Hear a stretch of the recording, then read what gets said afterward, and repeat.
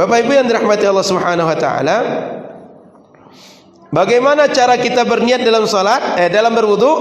Nawaitu raf'al hadathi. Boleh dengan redaksi seperti itu.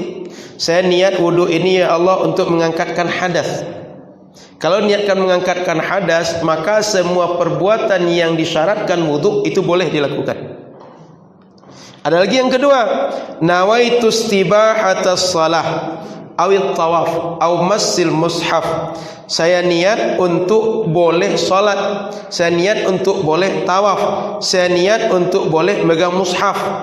Kalau seperti itu niat, maka niatnya terbatas. Kalau sekadar megang mushaf, dia kalau salat mesti wudu lagi. Kenapa? Niatnya dibatasi.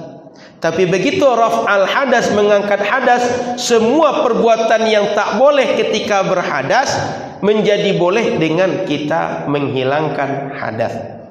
Maka Bapak Ibu, ketika tayamum niatnya tidak sama dengan niat wudu. Ada yang tahu niat tayamum? Nawaitu tayammuma listibahatis shalah. Saya niat tayamum untuk boleh salat. Kenapa? Tayamum tadi tidak menjadikan kita hilang hadas, tidak menjadikan kita suci, tapi supaya sah salat, boleh salat, kita bertayamum. Gitu. Maka niatnya macam-macam dalam salat. Ada lagi niat, nawaitu ada fardhil wudu. Saya niat melaksanakan kewajiban wudu. Nah, orang seperti ini kalau dia mengerjakan fardu wudu, maka pekerjaan yang harus dengan wudu itu sah. Dia boleh sama dengan niat yang pertama. Baik, Bapak Ibu yang dirahmati Allah Subhanahu wa taala, poin pentingnya adalah berniat tadi ketika pekerjaan pertama ibadah kita lakukan baru sah niat. Salat juga begitu. Mandi wajib satu lagi. Mandi wajib sah, mandi wajib kita dianggap kita niatnya benar saat pertama kita siramkan air ke badan kita, kita berniat, itu baru sah niat mandi wajib kita. Jadi bukan ketika sebelum masuk kamar mandi, tapi begitu mengguyurkan air ke badan, badan basah oleh air, hati berniat, baru sah mandi wajib kita sebagai ibadah. Ketika wudu saat basuh muka, mandi wajib saat pertama mengguyur air di badan, salat ketika takbiratul ihram. Nah, konsep niat itu mesti berbarengan, mesti beriringan dengan pekerjaan pertama ibadah. Harus begitu. Baik. Baru niat rukun pertama. Yang kedua, ghuslul wajhi, membasuh wajah, rukun yang kedua. Disebut wajah yang ini. Kenapa disebut dengan wajah? Karena ketika kita berhadapan dengan orang, al-muwajahah dengan ini. Berhadap-hadapan dengan orang dengan ini, maka disebut dengan wajah. Kemudian wajah ini posisinya disebut dengan wajah mulai dari daging tempat tumbuh depan telinga kita, ada daging kecil yang anak telinga ini, sampai batas anak telinga satu lagi secara horizontal atau yang mendatar ini batas wajah. Dan batas wajah dari atas ke bawah mulai dari tempat tumbuh rambut yang umum. Kebiasaannya tumbuh rambut kan ada batasnya. Nah, misalnya di sini, ini tempat tumbuh rambut orang pada umumnya, di sini tumbuh rambutnya. Dari sini ke bawah disebut dengan kening atau wajah. Nah, maka ini disebut tempat batas wajah. Di sini tempat kalau kita berhadapan dengan orang yang nampak pada bagian dagu. Ini kan dagu. Nih, bagian yang nampak ketika berhadapan dengan orang, ini batas daripada bagian bawah. Jadi inilah wajah. Sehingga semua bulu yang tumbuh, daging yang tumbuh, kalau jadi ada daging tumbuh. Mungkin daging tumbuh karena penyakit atau karena bawaan lahir atau karena kecelakaan. Semua daging yang tumbuh, semua bulu yang tumbuh, itu kalau wudu mesti permukaannya basah oleh air wudu. Kalau tak basah air wudu berarti ada bagian yang tak sempurna, tak sah wudu kita. Jadi batas ini perlu. Perlu kita ketahui, antara daging depan telinga dengan daging depan telinga, tempat tumbuh rambut orang pada umumnya, dan tempat tumbuh jenggot ketika kita berhadapan dengan orang. Ini mesti basah keseluruhan. Semua permukaan. Sehingga kalau muka kita ada mata, ada bibir, permukaan ini semuanya mesti basah oleh air. Kalau ada kumis, ada jenggot, bagian permukaannya mesti basah oleh air. Baru sah wudu kita. Kemudian Bapak Ibu dirahmati Allah Subhanahu wa taala, kalau seandainya orang punya cambang agak tebal, punya jenggot agak tebal, itu sebaiknya disela-sela dengan air yang baru. Ambil air, di sela-sela, masukkan jari ke dalam jenggot tadi, supaya apa? Bagian dalamnya basah oleh air. Nah, cuma perlu diingat, basah dengan air ini tidak mesti diguyur dengan air satu ember untuk satu wajah, atau ambil air, kadang-kadang begitu anak-anak main-main sampai dipukulkan ke wajah. Tidak mesti begitu. Sekedar lembab wajah oleh air itu sudah sah wudu kita. Maka kita tidak heran ada ulama kita mengajarkan air yang 200 ml, 100 ml kan kecil, ini kan 600. Mungkin kalau diisi seperti ini atau lebih kurang seperti ini, itu cukup untuk wudu. Kenapa? Karena ketika wudu yang penting bagian anggota wudu tadi lembab oleh air. Jadi tidak mesti disiramkan satu wajah, satu botol yang 1 liter, nanti tangan satu botol yang 1 liter, tangan kiri 1 botol 1 liter. Tidak mesti begitu. Cukup sedikit. Karena Nabi mengingatkan, meskipun kalian wudu di sumur, di sungai yang airnya banyak, deras, lancar, tetap ketika wudu itu al-qasdu, sedang, proporsional, secukupnya, tidak boros, tidak berlebihan. Karena itu pengaruh kepada karakter, pada sifat. Jangan-jangan setiap apa yang kita lakukan berlebihan, dan itu tidak baik secara akhlak. Bapak Ibu rahmati Allah Subhanahu wa taala, kenapa kita berwudu membasuh wajah? Dalam hadis Ibnu Abbas juga dijelaskan, anna nabiyya tawaddaa fa gharafa ghurfatan wa ghasala biha wajhahu. Nabi ketika berwudu beliau ambil air satu genggam. Satu genggam lalu basuh wajah beliau dengan air tadi. Nah, ketika basuh air tadi diratakan keseluruhan. Dan saat Nabi membasuh tadi, beliau juga membasuh ke dalam bagian jenggot yang tebal, di sela-sela bahasa kita. Kemudian Bapak Ibu rahmati Allah Subhanahu wa taala, rukun yang ketiga, membasuh kedua tangan sampai siku. Ini perlu dipahami dalam bahasa Arab, kalimat ilal marafiq ini ila artinya ma'a. Apa maknanya? Bahwa basuh tangan itu mesti lengkap dari ujung jari sampai siku, bukan mesti dari ujung jari ke siku. Kan beda maknanya. Harus lengkap dari ujung jari sampai siku, semuanya mesti basah. Yang kedua, harus membasuh dari ujung jari ke siku. Itu beda itu. Sehingga orang kalau mengatakan makna ila itu dari ke, wudu itu mesti begini terus. Kalau keran mesti begini wudu. Kalau dituangkan pakai gayung mesti begini. Kalau tidak begini tidak sah wudu. Sementara kalau wudu kita kadang siku dulu kita gitu kan. Atau taruh air di sini baru kita ratakan dengan tangan kita. Maka perlu dipahami, yang harus ketika wudu itu basuh tangan adalah sempurna dari ujung jari sampai siku. Itu yang diinginkan oleh syariat.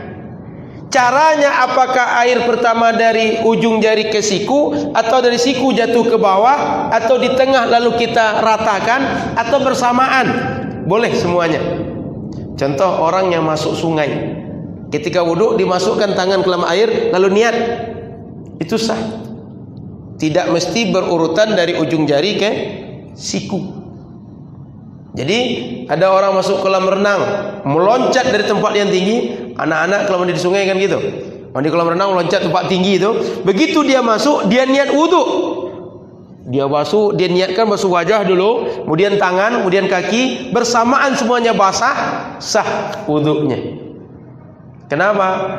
Karena ketika kita berniat, kemudian kita lakukan pekerjaan ibadah, dia ada ketentuan umum yang melegalkan pekerjaan kita. Apa dia? Basuh tangan itu yang penting semuanya basah, tidak mesti dari ujung jari ke ujung siku, tapi harus semuanya basah.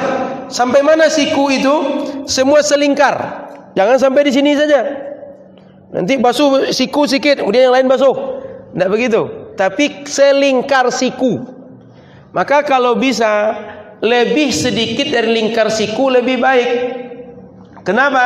Kalau pas-pasan pada bagian siku, takutnya ada yang tak sempurna, wuduk kita kurang, batal wuduk kita. Dalam sunnah berwuduk, kalau bisa membasuh anggota wuduk lebih panjang dari batas yang dibatasi syariat. Kata Nabi, umatku nanti akan berkumpul ghurratul muhajjalin. Ghurra muhajjalin itu badannya belang. Belang karena putih bekas wudu, muncul sinar, muncul cahaya. Kemarin kan kita kurban, ada kambing, ada sapi, ada kerbau. Sapi, kerbau, kambing rata-rata kan satu warna. Ada yang hitam, ada yang coklat, ada yang pirang. Kan warnanya satu rata-rata kulitnya. Begitu kalau kita tengok sapi tadi, ada yang warna keempat kakinya putih, bagian kepalanya putih, yang lain warnanya coklat, hitam atau yang lain. Itulah bahasa Arab disebut dengan ghurratul muhajjalin.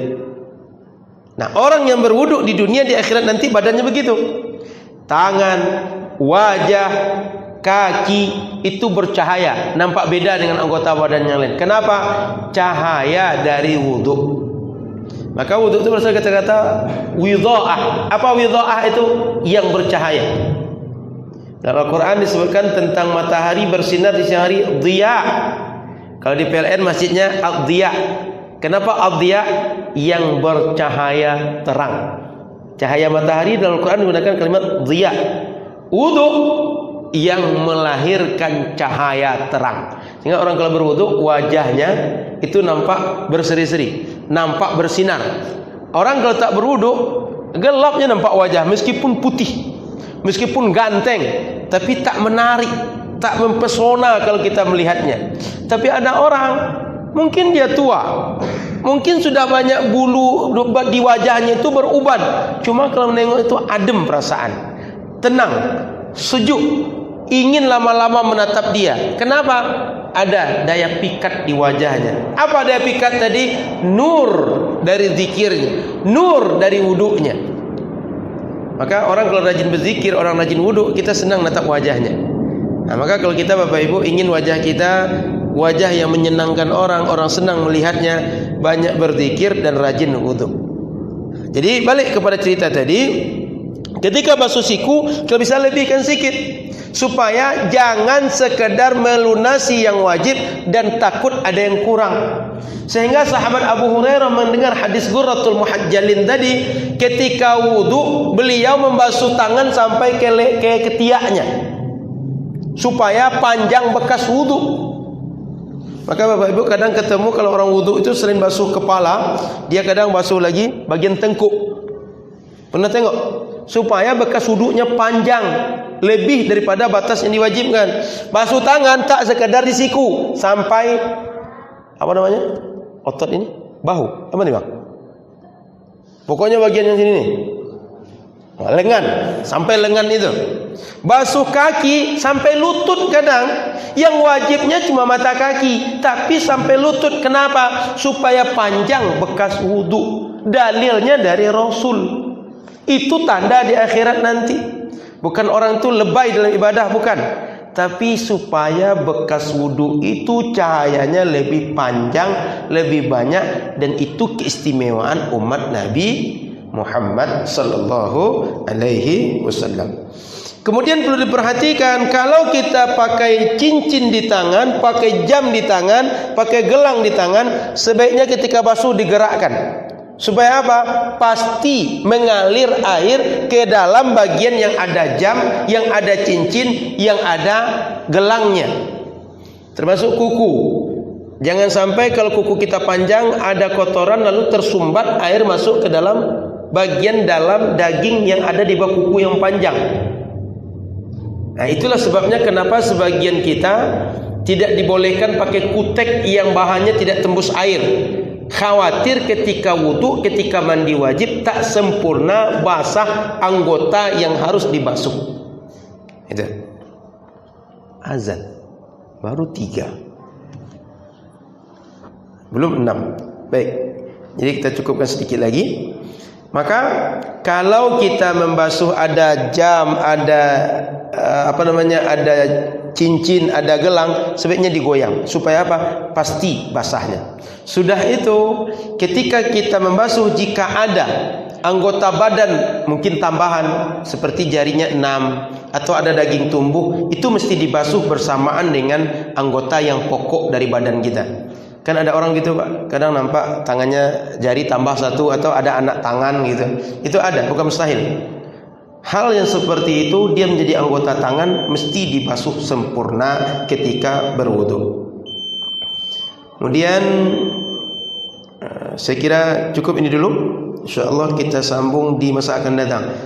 Tambahan satu lagi, kalau ada orang tangannya pontong atau tangannya putus, dia tak wajib membasuh seperti orang normal. Dia cuma kalau ada bagian tangan yang di atas siku ini sikit, maka yang sikit itu dia basuh sampai siku. Kalau tak ada, maka dia basuh ujungnya sudah cukup. Kenapa? Hilang objek yang dibasuh yang menjadi kewajiban. Bukan dia tak mau basuh, objeknya nggak ada. Ketika objek nggak ada, hukum juga nggak berlaku. Jadi basuh ujungnya sikit sudah dianggap berwudu. Kenapa? Tempat untuk wudu itu nggak ada. Wallahu a'lam. Ada yang bertanya? Ada yang bertanya? Cukup? Baik. Jadi Bapak Ibu dirahmati Allah Subhanahu wa taala, ini baru 3 rukun wudu. Insyaallah ke depan kita bahas yang 3 lagi. Basuh kepala, basuh kaki, kemudian tertib, insyaallah. Istiqomah. Karena kaji ini kalau tak terus kita lanjutkan, dia kalau setengah matang itu biasanya sesuatu yang setengah matang sering menimbulkan masalah. Orang bodoh betul aman kita, orang pandai betul aman kita, tapi yang setengah-setengah ini masalah. Nah, maka jangan ngajinya setengah-setengah. Sekarang sudah dapat 3, minggu depan tambah 3 lagi supaya cukup 6. Terima kasih, mohon maaf salah dan kurang. Subhanakallahumma bihamdika asyhadu an la ilaha illa anta astaghfiruka wa atubu ilaika. Assalamualaikum warahmatullahi wabarakatuh.